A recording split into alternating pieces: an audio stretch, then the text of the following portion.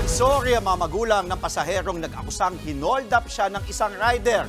Umabot pa sa puntong lumuhod ang mga magulang sa harap ng inakusahan. Ako po, kuya. Ako. Hindi po kasi ako Diyos eh.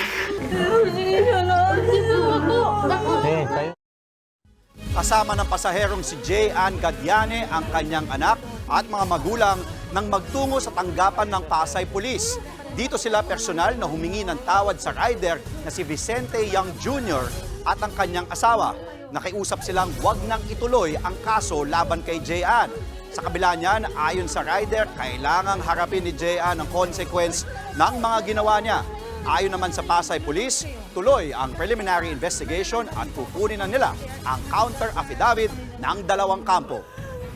Ayoko po sanang makulong kasi po yung mga anak ko, unang-una po ayaw kong makuha sila ng mga tatay nila. Kuya. Naawa rin ako sa inyo pero may consequence kasi ma'am eh. Tayo kuya, nagkakamali. Sa totoo lang talagang awang-awa ako sa inyo. Kaso kasi ang dami kasing nangyari ma'am.